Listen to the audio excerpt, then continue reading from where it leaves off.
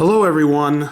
This video, real briefly, is a little bonus video. I was on Gamester81's channel and he did a little video on this app that he downloaded for his iPad and also his iPhone and everything. It's from puregaming.org. P-U-R-E gaming.org. And this guy created these apps for not all systems, but most systems. And basically, you can look at your collection. You can update your collection. That way, you know what you're missing or what you have. It's very handy because as I was going through, I thought I had, for example, Madden 96 for the Sega Genesis. That's the one Madden game that I'm missing for my Genesis collection. I thought I had it. So it's great to also keep track of everything, but it also gives you real-time updates on what people are selling their games for, like on eBay, YouTube videos of said game, whichever game you want to look for, and it gives you what it's worth in general. Now, there are some pros and cons to this. I'll give you an example. Let's open up the Game Boy app. Okay, so let's go here.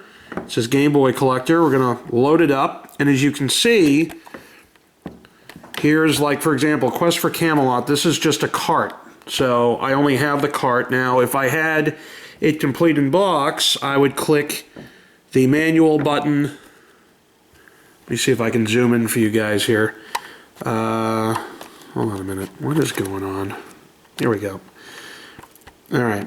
Can we focus? No, this is tough. Can I focus? Well, anyway, the glare is not helping matters. Let me see if I can move this. There we go. All right, so you guys can see the cart manual box. So if I had everything, I would just click each one.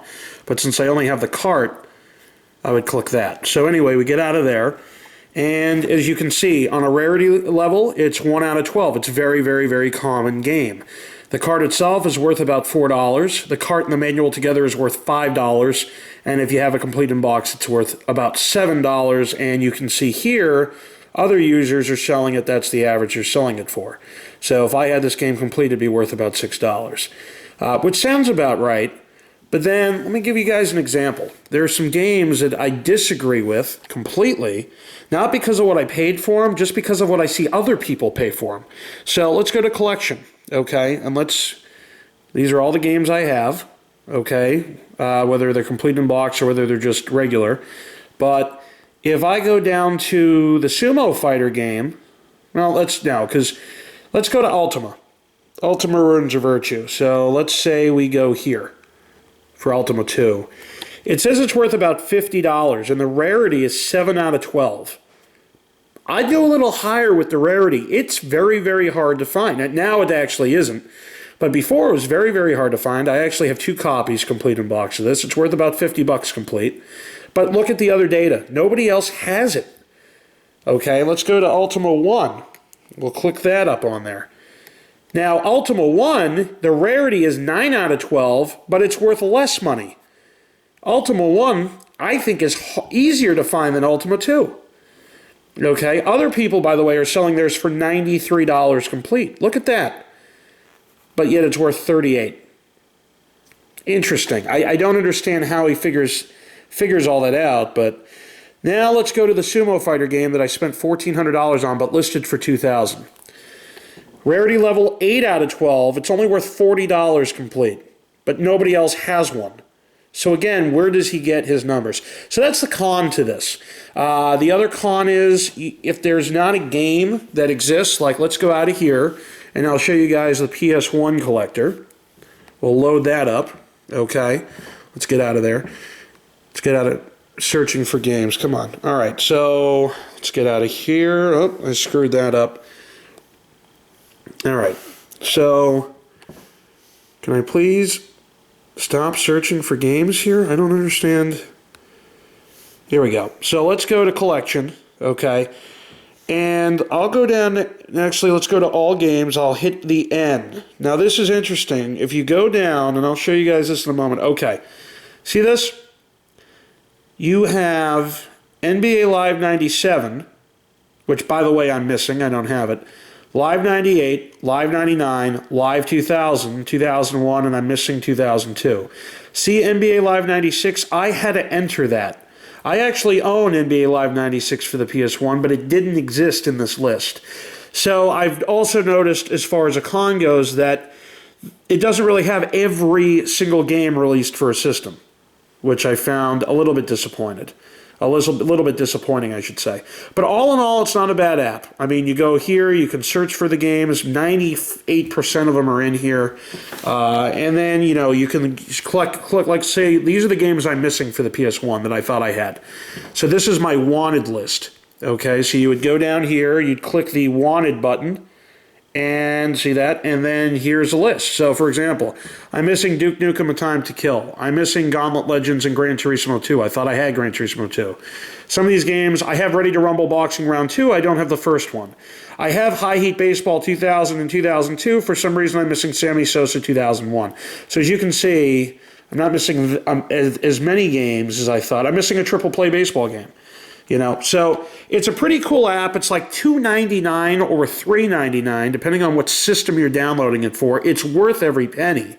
I just wish that I want to know, there's two things I want to know. One, why doesn't he have all the games that were ever out in the list? And then two, where does he get his figures from? How does he determine what's rare and what's not, or what level it is? Again, Ultima Ruins of Virtue 2 for the Game Boy was less rare but worth more, and Ultima 1 was more rare but worth less. So again, doesn't really make much sense, but that's the deal. And then let's go to the Genesis, for example. Let's get out of here, and you can see how much what he deems my Genesis collection to be worth. $1,296 is what I have 10% of all Genesis games on the list. But $1,296 is what he believes it's worth. The games I'm missing, I have to pay about $172 overall to get them. My most rare game in my collection, by the way, is RBI Baseball 3. I don't know how on earth they figure that out, because that's literally makes no... I can't believe that that's more rare than Echo Jr. That took me years to find. I can't believe that RBI Baseball 3 is more rare than, let's just say... Columns 3 or something like that, My most valuable game, the game that's worth the most, they say is NHL 98. I find that hard to believe. That's worth $39 in complete form. Okay? But if I get out of, let's go back to collection, okay? And let's go to the trophy room. I can't believe that NHL 98 is worth more than Maximum Carnage, or NHL 98 is worth more than Echo Jr., or than Streets of Rage 1, or Sonic Classics, for instance. I mean, complete. So, I mean, it's very weird how they figure it out. I'm going to try to email the guy who created these apps. It's some German guy or something, and I'm going to see how he figures it out and why the games aren't all there. But for the most part, it's a great app. It's worth the $2. Download it. It's only for Mac products. It's not for Android yet. So if you have an iPad or an iPhone or whatever, you can download it, and it's $2.99. If you don't have any of that, you can't. So, but it's worth it. Just to show you the ones I've downloaded so far, I have the Game Boy Collector, the Genesis Collector or Mega Drive as well, Saturn, Dreamcast, and PS1. I still have to download the Game Boy Advance and N64. I just haven't because I don't really have a lot of Game Boy Advance games, and I also don't have a lot of N64 games yet, so I still have to download that. Also, real quick, as you can see some of the apps, I just got this iPad. Candy Crush has updated as of today, the 30th of October, 2014. In the regular game, it's up to 740 levels on the Facebook version, and for those of you, I'll show you where I am here on the, obviously, iPad/Android version, or phone version. As long as this hurries up and loads, you'll see. Apologize for the, so you can see. Alright, I got it. Okay, great. So, level 710, if I go to the Otis level, it's Alright, so we're at level 440 over here, waiting for it to update. And then obviously, for those of you who haven't figured it out yet, there is another sequel to Candy Crush called Candy Crush Soda Saga, and there's about 125 levels. I'm only on 40 because nobody else has this game yet on my friends list and can't send me tickets to go through. So anyway, there's Candy Crush for you.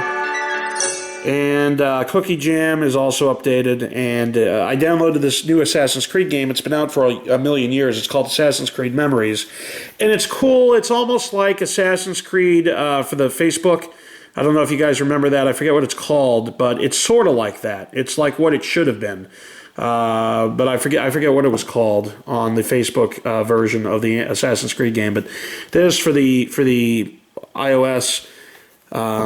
It's called Assassin's Creed Memories, and it's pretty cool. So anyway, thanks for watching this quick little bonus video. The main video will be up shortly. If not today, then definitely early tomorrow, as YouTube takes 5,000 years for me to upload anything. So, guys, I appreciate you watching, and stay tuned for the next video.